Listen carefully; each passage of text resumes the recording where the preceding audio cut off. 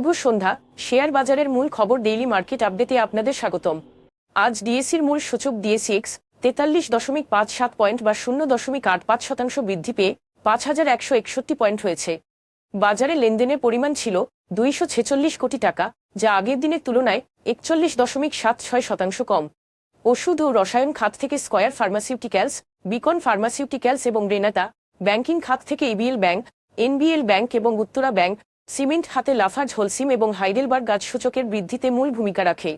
প্রায় প্রতিটি খাতের আজ মূল্য বৃদ্ধি পায়, যার মধ্যে শিল্প খাতে আজ সর্বোচ্চ 4.18% মূল্য বৃদ্ধি রেকর্ড করেছে এবং বীমা খাতে দ্বিতীয় সর্বোচ্চ 2.35% মূল্য বৃদ্ধি পায়। অপরদিকে টেলিকমিউনিকেশন খাতে আজ 0.54% মূল্য হারায়। মূল্য বৃদ্ধি পাওয়ার শীর্ষ 20-এ আজ বীমা খাতে 7টি করে কোম্পানি রয়েছে। স্টাইলক্রাফট লিমিটেড, সেন্ট্রাল ইন্স্যুরেন্স এবং বাংলাদেশ ইন্ডাস্ট্রিয়াল ফাইন্যান্স কোম্পানি লিমিটেডের শেয়ারের মূল্য আজ সর্বোচ্চ বৃদ্ধি পেয়েছে। অন্যদিকে শিকদার ইন্স্যুরেন্স, খান ব্রাদার্স পিপি ওভেন ব্যাগ এবং পিএইচপি ফার্স্ট মিউচুয়াল ফান্ডের শেয়ার সর্বোচ্চ মূল্য হারায়।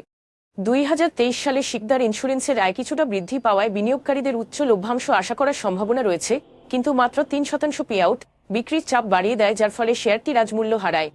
জানুয়ারি-মার্চের 300% আয়রাসের কারণে খান ব্রাদার্সের আজ দরপতন হয়। তবে বাকি শেয়ারগুলোর মূল্য পরিবর্তনের কোনো মূল্য সংবেদনশীল তথ্য জানা যায়নি। গত 3 মাসের গড় লেনদেনের তুলনায় আজ Capitec Grameen bank growth fund, ICBCMSF golden jubilee mutual fund এবং ক্রিস্টাল ইন্স্যুরেন্স কোম্পানি লিমিটেড এর লেনদেনের পরিমাণ উল্লেখযোগ্যভাবে বৃদ্ধি পেয়েছে। আইসিবি গোল্ডেন জুবিলি মিউচুয়াল ফান্ডের স্পন্সর তহবিলে 30 লাখ ইউনিটে বিক্রি সম্পন্ন হওয়ার ঘোষণায় আজের লেনদেনের পরিমাণ বৃদ্ধি পায়। তবে উপরে উল্লেখিত শেয়ারগুলোর লেনদেন বৃদ্ধির স্বাভাবিক কোনো কারণ জানা যায়নি। আজকের শীর্ষ দুটি সংবাদ: বাংলাদেশের বেসরকারি খাতে স্বল্পমেয়াদী বৈদেশিক ঋণ এপ্রিলে বেড়ে দাঁড়িয়েছে $11.10 বিলিয়ন, যা গত বছরের তুলনায় বেশি। আন্তর্জাতিক সুদের হার হ্রাস এবং স্থানীয় হার বৃদ্ধির ফলে এই প্রত্যাবর্তন হয়েছে, যা বৈদেশিক মুদ্রার রিজার্ভের জন্য ইতিবাচক হিসাবে দেখা হচ্ছে। এই পরিবর্তনটি বিনিময় হার ব্যবস্থাপনা এবং বাজার ভিত্তিক সুদের হারের সংস্কারকে কেন্দ্র করে। বাংলাদেশের মুদ্রা অর্থাৎ টাকা 15 কারেন্সি বাস্কেটের বিপরীতে বাস্তব কার্যকর বিনিময় হার এপ্রিলে 104.89 থেকে মে মাসে 99.79 এ নেমে আসায় অত্যন্ত প্রতিযোগিতামূলক হয়ে উঠেছে। এই উল্লেখযোগ্য অবমূল্যায়ন বিশেষ করে মার্কিন ডলারের বিপরীতে রপ্তানি প্রতিযোগিতা বেড়েছে।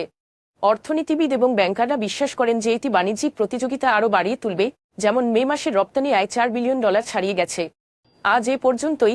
আগামীকাল আবার আসবো শেয়ার বাজারের নানা আপডেট নিয়ে। ধন্যবাদ।